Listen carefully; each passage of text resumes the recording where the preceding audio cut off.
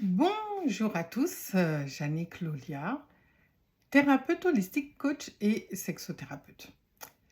S'il est impossible d'avoir des statistiques concernant la fréquentation des clubs échangistes en Guadeloupe, parce que, bien entendu, ces clubs fonctionnent de manière discrète. Néanmoins, il ne faut pas se leurrer. En Guadeloupe, nous habitons en Bistan. Donc, l'échangiste connaît de plus en plus d'adeptes.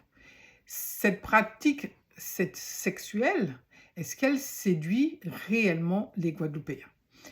Je ne saurais pas vous répondre, mais toujours est-il que, étant donné des personnes que je reçois en cabinet, je peux vous dire qu'il y a quand même des adeptes de cette pratique en Guadeloupe.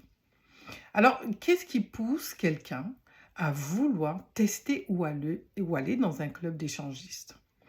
C'est souvent l'ennui ou encore la curiosité.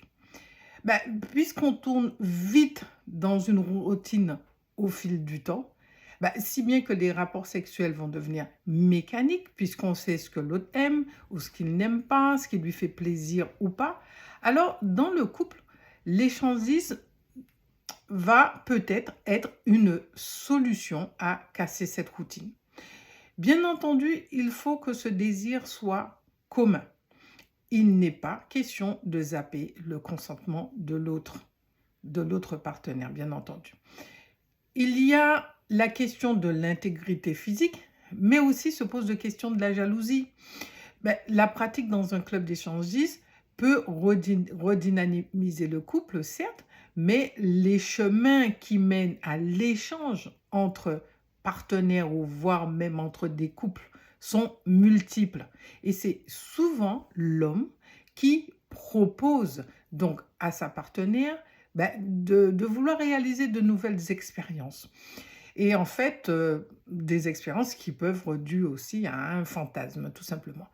Sauf que voir concrètement sa partenaire prendre du plaisir avec un ou plusieurs personnes, là, c'est aussi une autre chanson. Alors, pour ceux qui y adhèrent, l'échangisme est donc vécu comme un jeu qui peut renforcer la complicité du couple. Pour ceux qui détestent par contre l'infidélité conjugale, cette pratique sexuelle réalisée en couple peut permettre de challenger leur désir, prendre du plaisir sous une autre forme sans avoir à affronter les tracas du mensonge ou encore d'autres stratégies scabreuses. Mais tout ne se règle pas, en fait, tout ne se fait pas sans des règles. Que ce soit en club ou en soirée privée, l'échangisme se prépare. C'est également pour cela que la communication est fondamentale. Il faut que le couple soit uni par une confiance absolue, donc comme une forme d'équipe qui est soudée et qui décide ensemble de ce qui s'autorise ou pas.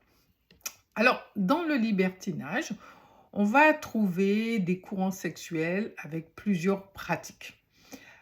Tout d'abord, on a ce qu'on appelle le candolisme. Le candolisme, c'est lorsqu'on regarde uniquement sa partenaire avec un ou plusieurs autres personnes dans des débats amoureux.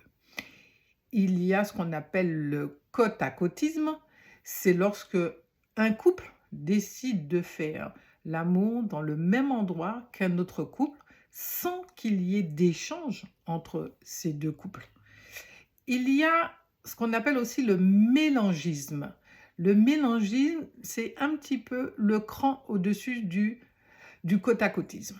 À savoir qu'il peut avoir échange entre les deux couples, sauf interdiction de pénétration. Ça veut dire qu'il peut y avoir des baisers, des caresses, tout ce que vous voulez, mais pas de pénétration.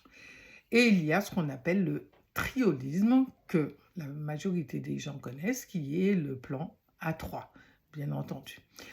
Donc voilà, je t'ai donné quelques quelques concepts un petit peu de ce qui se passe au niveau de la sexualité. Maintenant, si tu veux en savoir plus, ben, il y a mon lien dans ma bio, donc tu peux me contacter pour avoir des informations supplémentaires. En attendant, je te dis, surtout, prends soin de toi et à très vite.